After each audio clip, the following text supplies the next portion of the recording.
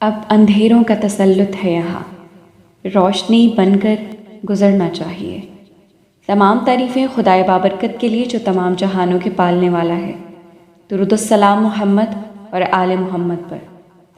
ہم نے ان تند ہواؤں میں جلائے ہیں چراغ، جن ہواؤں نے پلٹ دی ہیں بساتیں اکثر۔ نہ کرو غم، ضرورت پڑی تو ہم دیں گے لہو کا تیل چراغوں میں جلانے کے لیے۔ صدر علی وقار، آج کے اس باشعور ایوان میں جو موضوع زیر بحث ہے وہ ہے اب اندھیروں کا تسلط ہے یہاں، روشنی بن کر گزرنا چاہیے۔ صدر علی وقار رب جلیل کا قرآن وحدت کی اہمیت کو، یگانگت کی ضرورت کو، استقامت کی فضیلت کو، امت کی طاقت کو، دفاع کی سالمیت کو اور حب الوطنی کی لازمیت کو برقرار رکھنے کے لیے وَاعْتَصِمُوا بِحَبْلِ اللَّهِ کا اعلان کر رہا ہے اور قلب و جگر پر دستک دیتے ہوئے خبردار کر رہا ہے وَلَا تَنَازَعُوا فَتَفْشَلُوا، یعنی آپس میں جھگڑا نہ کرو ورنہ ہمت ہار دو گے۔ اسی طرح شجر انسانی کی شاخوں سے کٹ کر الگ تھلگ زندگی گزارنے والوں کو حضور صلی اللہ علیہ وآلہ وسلم حکیمانہ تمثیل سے متنبہ کرتے ہوئے فرماتے ہیں، یعنی جماعت کو ضروری سمجھو، بھیڑیا اکیلی بکری کو کھا جاتا ہے، اور شاعر اسے یوں بیان کرتے ہیں، فرد قائم ربط ملت سے ہے تنہا کچھ نہیں، موج ہے دریا میں اور بیرون دریا کچھ نہیں۔ صدر علی وقار، وطن چمکتے ہوئے کنکروں کا نام نہیں، یہ تیرے جسم تیری روح سے عبارت ہے۔ چند لمحوں کے لیے میں تاریخ کے جھروکوں سے عرض پاک کے اندھیروں کا تسلط دیکھتی ہوں۔ علی وقار، مجھے آہوں اور سسکیوں کی آوازیں آتی ہیں، میں قافلوں اور قافلوں کو زمین بوس ہوتے ہوئے دیکھتی ہوں، بچوں، جوانوں اور بوڑھوں کو فدا ہوتے ہوئے دیکھتی ہوں، گھروں کو جلتے ہوئے دیکھتی ہوں، حوا کی بیٹی کی عصمت تار تار ہوتے ہوئے دیکھتی ہوں۔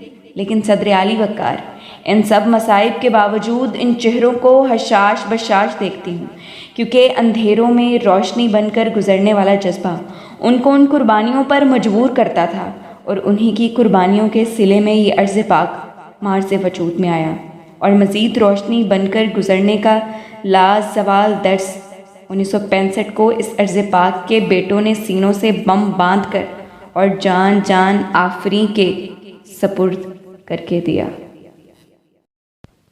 جان دی ہوئی اسی کی تھی، حق تو یہ ہے کہ حق ادا نہ ہوا۔ جناب صدر، وقت گزرتا رہا اور ہم ترقی کے منازل طے کرتے رہے، پھر نہ جانے ہمارے روشنی بن کر گزرنے والے جذبے کو نظر لگ گئی اور ہمارا یہ جذبہ اندھیروں کی زد میں آ گیا اور ہماری جڑیں کھوکھلی کر کے رکھ دی، جس کے اثر میں آج مساجد ویران، امام بارگاہیں خون آلودہ، کلیساؤں پر پہرے، فحاشی عام، طاؤس و رباب کی محفلوں کا زور زورا۔ علی وقار، آج کہیں میزائل گرتے پھرتے، کہیں بم پھٹتے، کہیں گولیوں کی بوچھاڑ ہے، ہر جانب ظلم و بربریت کا بازار گرم ہے۔ علی وقار، آج قاتل بھی ہم، مقتول بھی ہم، ظالم بھی ہم، مظلوم بھی ہم، مارنے والے بھی ہم، مرنے والے بھی ہم، لوٹنے والے بھی ہم، لوٹنے والے بھی ہم۔ علی وقار، کیا ایسے حالات میں خود کو روشن کرنے والا جذبہ پروان چڑھ سکتا ہے؟ نہیں صدر علی وقار، نہیں، یہ حالات پستی کو دعوت دے رہے ہیں، ملک کی بنیادیں کمزور کر رہے ہیں۔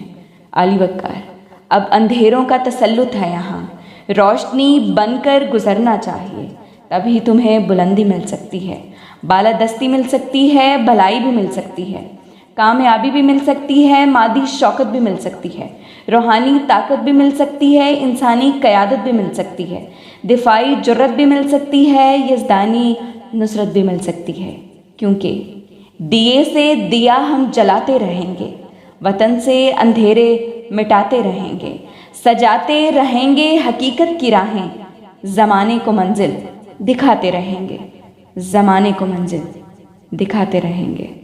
شکریہ۔